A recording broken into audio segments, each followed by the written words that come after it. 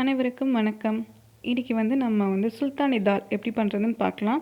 யூஸ்வலாக பருப்பு சாம்பார் வச்சு போர் அடிக்குதுங்க அப்படின்னு சொல்கிறவங்களுக்காக தான் இந்த ரெசிபி. இன்றைக்கி நான் 1/2 கப் துவரம்பருப்பை கழுவி எடுத்திருக்கேன். அதை குக்கரில் சேர்த்துடலாம்.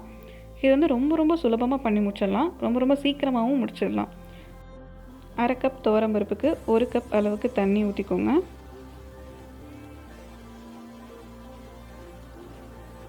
இப்போ இது கூட ஆஸ் யூஷுவல் மஞ்சத்தூளும் உப்பும் போட்டு 4லேருந்து 5 விசில் விட்டுக்க போகிறேன். பருப்பு நல்லா மசிகிற அளவுக்கு. ஸோ மீடியம் ஃப்ளேமில்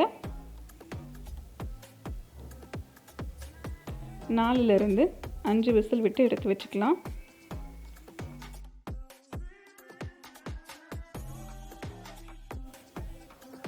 இப்போ விசில் இறங்கிடுச்சு.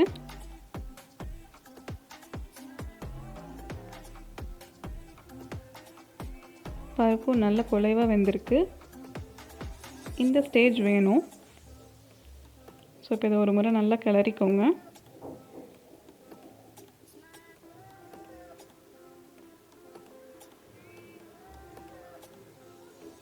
அதுக்கப்புறமா இது கூட இப்போ நம்ம 3 பொருள் ஆட் பண்ண போகிறோம். 1/2 கப் பால்,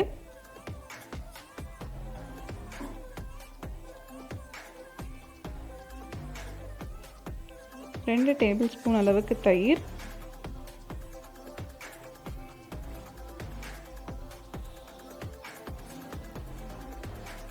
அதுக்கப்புறமா 2 ஸ்பூன் ஃப்ரெஷ் க்ரீம். ஸோ இப்போ இது எல்லாத்தையும் போட்டுட்டு ரொம்ப மீடியம் ஃப்ளேமில், கிட்டத்தட்ட சிம்மில் கூட வச்சுக்கலாம், வச்சுட்டு இந்த கிரேவி கொஞ்சம் திக்காகிற அளவுக்கு வெயிட் பண்ணணும்.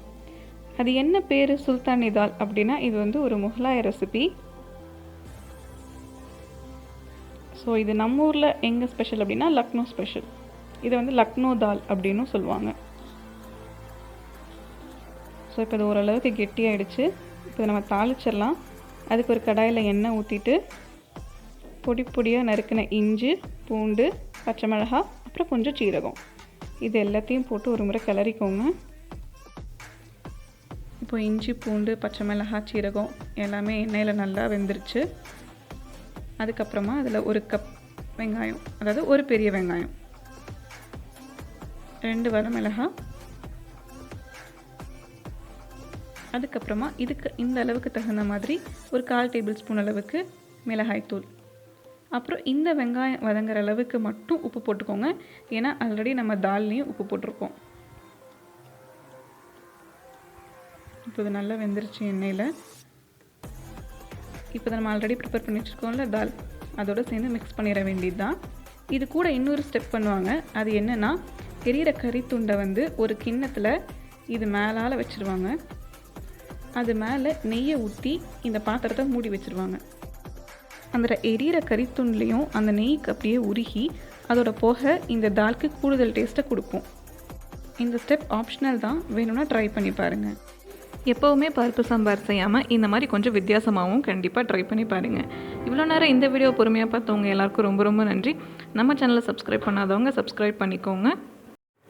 அடுத்ததாக இன்னொரு சூப்பரான வீடியோவில் சந்திக்கிறேன். அது வரைக்கும் டாட்டா பாய்.